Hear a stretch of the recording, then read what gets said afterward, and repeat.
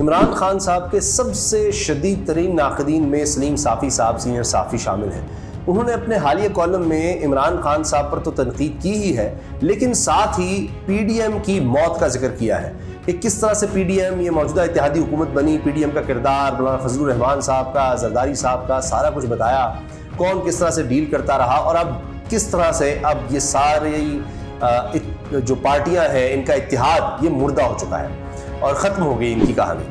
اور آپ دیکھ رہے ہیں آج کل تو بار بار شہباز شریف صاحب کو کبھی خطاب میں، کبھی ٹیلی ویژن پر آ کر، کبھی بیانات کی صورت میں، کبھی جلسوں اجلاس میں، تقاریب میں کہنا پڑ رہا ہے ہم جا رہے ہیں، ہم جا رہے ہیں، ہم جان چھوڑ رہے ہیں، ہم جناب اگست کے بعد نہیں ہوں گے، اس طرح کی باتیں کر رہے ہیں۔ اور ابھی پتہ نہیں آگے کا سیٹ اپ جو ہے اس میں کون کیا ڈیل کرتا ہے، کون کیا حصہ لینے کی کوشش کرتا ہے، وہ اس کالم سے بھی اندازہ ہو رہا ہے۔ سلیم صافی صاحب کے حوالے سے میں عرض کر دوں اس کالم پر جانے سے پہلے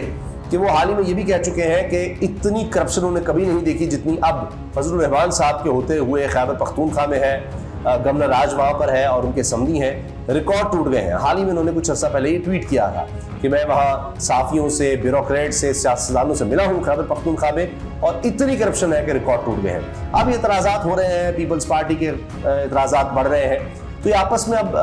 پتہ نہیں کہاں تک یہ معاملہ جائے گا۔ مگر سلیم صافی صاحب لکھتے ہیں پی ڈی ایم کی موت، یہ عنوان ہے۔ لکھتے ہیں 2018 کے انتخابات سے قبل اور اس کے فوراً بعد پیپلز پارٹی نے پی ٹی آئی کو اقتدار دلوانے والی اسٹیبلشمنٹ سے ڈیل کر رکھی تھی، اس لیے الیکشن سے قبل نون لیگ کی طرح پیپلز پارٹی کے رہنما گرفتار نہیں ہوئے۔ اس ڈیل کے تحت پارٹی کی قیادت نے بلوچستان میں نون لیگ کی حکومت ختم کروانے اور باپ کو بلوچستان کا باپ بنانے، یعنی باپ پارٹی باپ بنانے کے منصوبے میں بھرپور کردار ادا کیا۔ پھر سینٹ میں رضا ربانی کی جگہ صادق سنجرانی کو سینٹ کا چیئرمین بنانے کی خدمت بھی زرداری صاحب نے اسٹیبلشمنٹ کی ایما پر سر انجام دی تھی۔ یوں ہم کہہ سکتے ہیں کہ عمران احمد خان نیازی کو ناجائز طریقے سے قوم کے سروں پر مسلط کرنے کے پروجیکٹ میں پیپلز پارٹی بھی بالواسطہ مگر بھرپور طریقے سے سہولت کار بنی۔ ابتدا میں اسٹیبلشمنٹ کا یہ فیصلہ تھا کہ سندھ بھی G D A, P T I اور ایم کیو ایم وغیرہ کے اتحاد کو دیا جائے، لیکن پیپلز پارٹی کی مذکورہ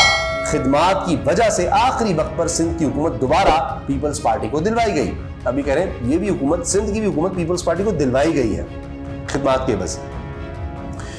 اب وہ اپنے اینگل سے اس چیز کو دیکھ رہے ہیں۔ الیکشن کے نام پر سلیکشن کے بعد بھی زرداری صاحب نے بالواسطہ اسٹیبلشمنٹ کی یوں خدمت کی کہ جے you I, a N P اور کسی حد تک مسلم لیگ نون وغیرہ اسمبلی میں بیٹھنے کے حق میں نہیں تھے، لیکن پیپلز پارٹی نے ایک بار پھر اسمبلی میں بیٹھنے پر اپوزیشن کو آمادہ کر کے عمران احمد خان نیازی کو مسلط کرنے والوں کی بالواسطہ خدمت کی۔ لیکن دوسری طرف بھی عمران خان تھے، چنانچہ وہ اسٹیبلشمنٹ کو مجبور کرتے رہے کہ جب تک زرداری صاحب اندر نہ ہو کرپشن کے خلاف ان کے بیانیے کو پذیرائی نہیں مل سکتی۔ چنانچہ ان سب خدمات کے باوجود نہ صرف آصف علی زرداری کو جیل میں ڈالا گیا بلکہ پارٹی کے دیگر رہنماؤں کے ساتھ ساتھ ان کی بہن فیاض طالپور کو بھی گرفتار کر لیا گیا۔ چنانچہ زرداری صاحب اپوزیشن کی تمام جماعتوں کو پی ڈی ایم کی چھتری تلے جمع کرنے میں لگ گئے اور بالآخر اس کے قیام میں کامیاب ہو گئے۔ پی ڈی ایم کا بنیادی محرک زرداری صاحب تھے، لیکن بڑی جماعت کا سربراہ ہونے کے ناطے زرداری کو سربراہ بنانا نون لیگ اپنے لیے خطرناک سمجھتی تھی، اور میاں شہباز شریف کو سربراہ بنانا پیپلز پارٹی اپنے لیے خطرناک سمجھتی تھی۔ اس لیے قیادت کے لیے قرہ فعال مولانا فضل الرحمان کے نام نکل آیا۔ پی ڈی ایم اس وقت کی اسٹیبلشمنٹ اور عمران خان دونوں کے مقابلے میں ایک مؤثر اتحاد بن گیا، کیونکہ اس میں دو قومی جماعتوں کے علاوہ جے یو آئی اور جے یو پی جیسی مذہبی اور بی این پی یا اے این پی جیسی قوم پرست جماعتیں بھی شامل تھیں۔ حقیقت یہ ہے کہ اس ہمہ پہلو اور قومی اتحاد نے مختصر وقت میں عمران خان اور ان کے سرپرستوں کے اوسان خطا کر دیے، چنانچہ اسٹیبلشمنٹ نے اسے توڑنے کے لیے کمر کس لی۔ زرداری صاحب سے اسٹیبلشمنٹ کے نمائندوں نے رابطے شروع کیے اور حتمی ڈیل بلاول بھٹو کو گلگت بلتستان سے بلا کر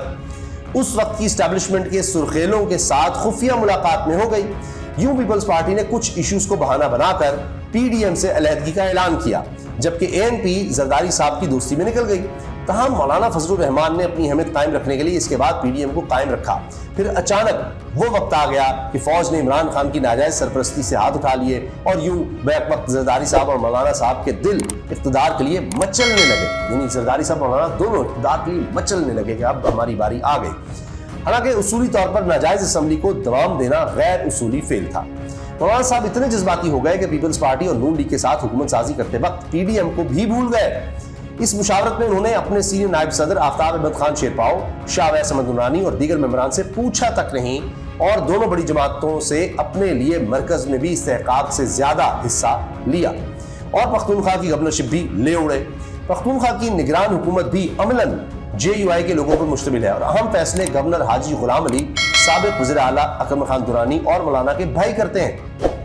وزیر اعلیٰ اعظم خان چونکہ ضعیف اور حد سے زیادہ شریف آدمی ہیں، اس لیے وہ پریشان اور تماشا دیکھ رہے ہیں۔ مجبوراً خیبر پختونخوا حکومت میں ANP، پیپلز پارٹی اور دیگر جماعتوں سوائے PTI کے کو نمائندگی دی گئی ہے، یعنی سب کو یہاں پر سب کو موجے دی گئی ہے، مزے کرو سارے۔ اس لیے ہر معاملے کو ایک طرف اور دوسرا، یعنی ہر معاملے کو ایک طرف اور دوسرا دوسری طرف کھینچ رہا ہے۔ نتیجتاً اس وقت کی خیبر پختونخوا کی نگران حکومت، جو عملاً JUI کی حکومت ہے، صوبے کی تاریخ کی بدترین حکومت ثابت ہوئی ہے۔ یہ اب سلیم صافی صاحب خود کہہ رہے ہیں کہ بدترین حکومت تاریخ کی۔ تنقید عمران خان پر کرتے رہے، لیکن کہہ رہے ہیں جی ان بدترین، عمران خان کو تو برا بھلا کہتے تھے، خیبر پختونخوا کی حکومت کو تحریک انصاف کہتے ہیں بدترین، یہ ان سے بدتر ہے۔ اچھا، کہتے ہیں جی کہ اس سے پہلے PTI کی حکومت کی تاریخ کی بدترین حکومت سمجھی جاتی تھی، لیکن نگران حکومت اب اس کے گناہ بخشوا رہی ہے۔ دوسری طرف کرپشن کے بھی ماضی کے تمام ریکارڈ ٹوٹ گئے ہیں۔ خود کہہ رہے ہیں کرپشن کے تمام ریکارڈ ٹوٹ گئے ہیں۔ مولانا فضل الرحمان صاحب، گورنر خیبر پختونخوا، یہ سب انہوں نے تمام ریکارڈ، ان سے زیادہ کرپٹ پاکستان کی تاریخ میں کوئی نہیں آیا۔ PDM کی موجودہ حکومت، اتحادی حکومت سے زیادہ کرپٹ کوئی نہیں آیا۔ دوسرے لفظوں میں سلیم صافی صاحب یہ کہہ رہے ہیں۔ یوں اب مسلم لیگ نون بھی پریشان ہے اور اسٹیبلشمنٹ بھی، کیونکہ خیبر پختونخوا کو اس وقت جنگ کا سامنا ہے، اور اندازہ اس سے لگائیے کہ گزشتہ 3 روز سے کرم جنسی میں بھرپور جنگ جاری ہے، لیکن صوبائی حکومت کا کوئی کردار نظر نہیں آ رہا۔ چنانچہ ایک طرف اسٹیبلشمنٹ پختونخوا کے موجودہ سیٹ اپ سے نالا نظر آتی ہے، تو دوسری طرف مسلم لیگ نون کی قیادت ان سے تنگ ہے۔ ANP تو کھل کر سامنے آ گئی ہے، اور ایمن ولی خان نے گورنر غلام علی کی حمایت کی غلطی تسلیم کرتے ہوئے انہیں ہٹانے کا مطالبہ دہرانا شروع کر دیا ہے۔ دوسری طرف مولانا یہ چاہتے ہیں کہ اگلے انتخابات میں پختونخوا اور بلوچستان ان کی جھولی میں ڈال دیا جائے، لیکن یعنی وہ کہتے ہیں ابھی ان کا دل نہیں بھرا، وہ کہتے ہیں خیبر پختونخوا کے ساتھ بلوچستان بھی ان کی جھولی میں ڈال دیا جائے، لیکن نگران حکومت کی بدترین کارکردگی اور کرپشن کی وجہ سے ایسا مشکل دکھائی دیتا ہے۔ جبکہ دوسری طرف پیپلز پارٹی اور مسلم لیگ نون اور بالخصوص ANP دونوں صوبوں کو مولانا کے لیے ترنوارہ بنانے کے حق میں نہیں ہیں، وہ بھی اب یعنی مولانا کے خلاف ہیں کہ یہ کیا ہو رہا ہے، ہمارا حصہ زیادہ بن جائے۔ میرے نزدیک آخری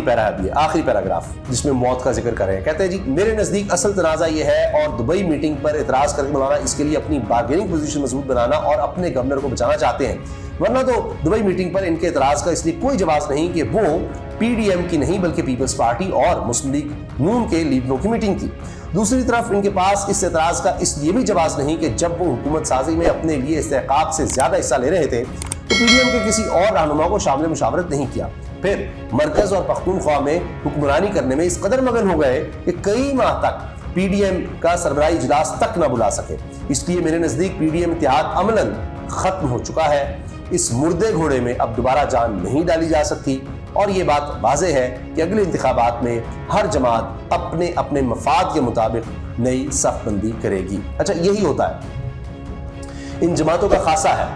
کہ ان کو مال چاہیے، اپنے انداز سے اپنا حصہ چاہیے، فنڈز چاہیے، سیٹیں چاہیے، وزارتیں چاہیے، بیوروکریسی میں رول چاہیے، اپنے لوگوں کو سرکاری نوکریاں، ٹھیکے، یہ سب چاہیے۔ تو وہ پھر لڑائی شروع ہو جاتی ہے